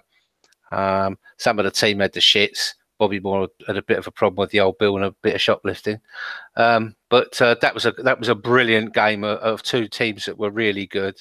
And Italia '90 was brilliant as well. That was definitely one of my favourites. I think that's gone down as one of the best World Cups in memory. Simon, it's probably the last World Cup, wasn't it? Yeah. That was the thing. I was doing a media day the other day, and Loftus-Cheek was doing it, and the sort of standard question is, what's the first World Cup you remember? And his was 2010, and I was like, fucking hell, wow, that is a joke. He should have been given 500 lines and been sent to bed early. No, fucking hell. But my favourite moment, the Beck's penalty via Argentina. And then also, this is an odd favourite moment, but the 2010 when Suarez handballed it and then they missed the pen and him running around like a lunatic celebrating was just, for me, just like the most crazy thing of like football drama. And it's the sort of thing that only happens at a World Cup. So that's also one of my sort of favourite moments. Yeah, Beckham's free kick against, was it Greece? Like last minute to get us through or get us into... 0-1. That was good, yeah. That was, I remember that was and someone that broke his back to Arsenal when everyone was going nuts, and then he came back and scored it. So yeah, that was great. Karl, for you? I've got 2. Steve stole my one, the Dennis Bergkamp, because I'll never forget where I was when I saw that. I was at home in my room and I was watching, it must have been on like a 15-inch TV, it was absolutely tiny. And I remember being in my room and absolutely going nuts because the ball, I remember it was Ronald de Boer, Frank de Boer, sorry, a ball over the top, and the control. And Ayala at the time was definitely one of the world's best defenders. And what Dennis Bergkamp did to him was just ridiculous. And yeah, I'll never forget that goal. And it's probably up there as my all-time goal ever scored in any form of football. That and Felipe Albe's chip over Schmeichel for Newcastle, that was brilliant. But my second one was the final goal in the '98 World Cup. Vieira to Petit, and Petit just sliding it in. 2 Arsenal players linking up to score. Not the winning goal, but the goal in a World Cup. Arsenal players linking up, and for me, I remember my mum wanted to take me to church that evening, and I said to my mum, "No, I'm not going because I'm watching the final of the World Cup." My mum got angry. I know, mum got angry with me. Was like, "Oh, I can't believe you're picking football over this." I was like, "Yes, mum," because that was my first World Cup I remember, and yeah, that was just, for me, France '98 was my World Cup. It's the World Cup that sort of introduced me into football, and so that was my favourite World Cup memory. Vieira to Petit goal. Nice. Danny, was yours Iceland knocking England out the Euros 2 years ago by any chance? Or? No, I vaguely remember the goal. Carlos Valderrama v the United Arab Emirates at World Cup 90. That's why my team's called Valderrama's Afro, my fantasy football team. That was a brilliant one. I vaguely remember him. He scored a lot of goals and he did a lot of celebrating, but he's just one of my favourite South American players. But I think Chimp put in one of the WhatsApp groups to make us feel old. You know, the Bebeto did the thing like that. Then it was a picture of his the baby son celebration, now. Yeah, and his son now, fully bearded up, and he, in a Sporting Lisbon kit as a grown man. I thought, oh, fucking hell, I'm old. That was World Cup 90 as well, wasn't it? Yeah, that was, I think. And yeah. Brazil played in blue. He went to the corner flag after celebrating. I thought that was a very memorable. That's a word I can't say. Memorable. That's it. A very memorable moment. Can we just have a minute's silence for Anthony Martial's career being ended by Ed Woodward at Man United? Apparently, his agent has just announced that Martial will be leaving Man United very shortly. Oh. If we didn't have two strikers, I'd be straight in there and say, "Can we go and sign him, please?" I think he's off to Juventus. Yeah. Back to the feeder leagues. So just want to say before we wrap up, we are going to do more World Cup shows. We are still going to do transfer shows as well. We're going to have regular transfer shows starting. That's near the end of the World Cup. But if anyone signs, so if Lucas Torreira deal does happen, we'll be talking about that. If Socrates goes through, then we'll talk about that as well. Socrates won't go through to the 1st of July because that's the start of Dortmund's financial year. Yeah, that looks like it's basically done, and they're just waiting for them to. Then there's Leno and Lucas are close, apparently. Yeah, well, Leno might still be going to Napoli at the moment now. So there's a lot of German gooners keeping their fingers crossed that he does, but but we shall obviously tackle that if those things happen. As Danny said, we're going to do World Cup shows after each round. He doesn't mean the end of the group stage. What we're going to do is once all the first games are played for the group stage, we'll do a little chat. They won't be as long as this one. Obviously, this was more just our thoughts and everything on each group. So we'll just talk about the results, what we think is going to happen, if there's any surprises, standout performance, goal, whatever. There'll probably be little half-hour, 1 hour shows, just something to keep you ticking through the summer. But yeah, please do. If you're watching now, there's 88 of you in here. There was over 100 earlier. I've only got 53 likes. If I was Jason Davies right now, I'd be very angry. I'd be shouting at you. I'm nice. So go on, Danny. Do Jason's voice. No, you can't do that. You'll have.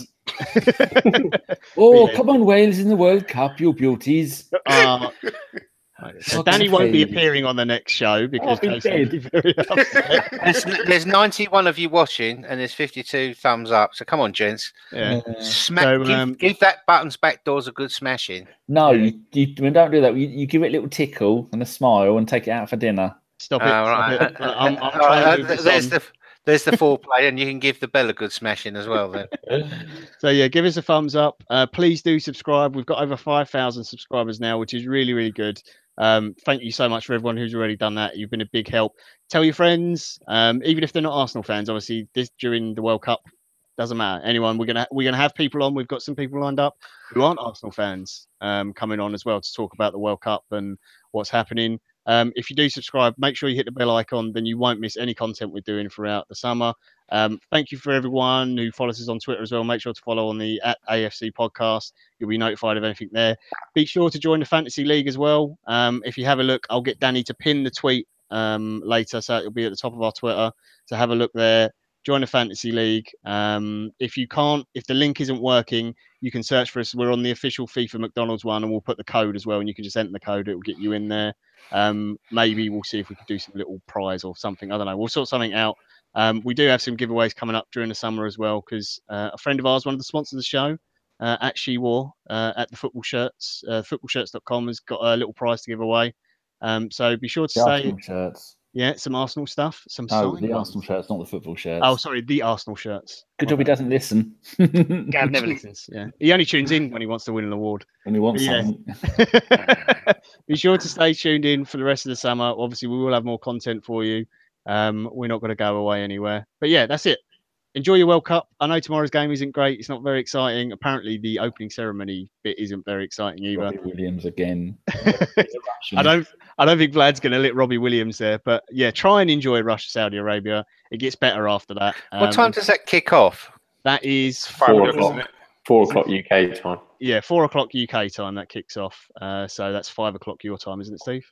Yes, that means I'll be having to take a tablet into my meeting so that we can all sit there and pretend to talk about business, but we're really watching the football. But yeah, Friday the good games start, and Saturday you've got 4 games as well. So yeah, wall-to-wall football to keep you going through the summer. Obviously, be sure to watch out for the Arsenal players that are playing. The new signing we've already got in Lichtsteiner. Make sure to watch Uruguay because it does. Torreira deal looks good, so hopefully you get to see him play as well. And yeah, that's it. So Danny, thank you for coming on. It's been a pleasure. Carl, thank you very much. Nice to see you again, mate. Been too long. Thank you for having me. Steve, thank you as always. Thank you for a very in-depth Polish discussion there as well. Thank you. Pleasure as always. Good to see everybody on. And Karl rescued from ruining London transport again. I'm at work tomorrow when the World Cup's on, so I don't know what's going to happen, but I think the TV accidentally may slip onto the World Cup. I don't know how that's going to happen, to be honest. Just imagine it. I can just imagine the commentary suddenly going out live across the tannoy and all the London Underground stations. That could be a bit fortunate. It'd be like, no customers, please mind the goal. Tottenham fans mind the gap. And Simon as well, thank you for making your camera debut. I'm guessing our 0.2% female viewership numbers may be going up now a little bit, you know? Yeah, thanks for having me on. It's nice to be on webcam and both parties be fully clothed, so I've enjoyed it. And cheers for hosting, John. You were brilliant. I gave you nearly 17 seconds notice. Yeah, you can't tell at all, can you, listeners? You didn't have a clue. It was obviously very well scripted. But Danny, press the button. Can I just point out that you've missed Fuck Ellis? Oh, we did. No, that was going to be the end thing. Every time a goal is scored in the World Cup, everyone needs to tweet "fuck Ellis" and see how many times you can get it. Every goal in the World Cup. You get it over the TFL tannoy as well. That'd be quite good. Or just on the whiteboards at all the stations. The thought for the day. In fact, people listening, go and write hashtag fuck Ellis on anything, tweet it to us, and we'll retweet it. Charge with graffiti now. Come on, press the button. Pressing the button. Bye. Thank you all. Bye.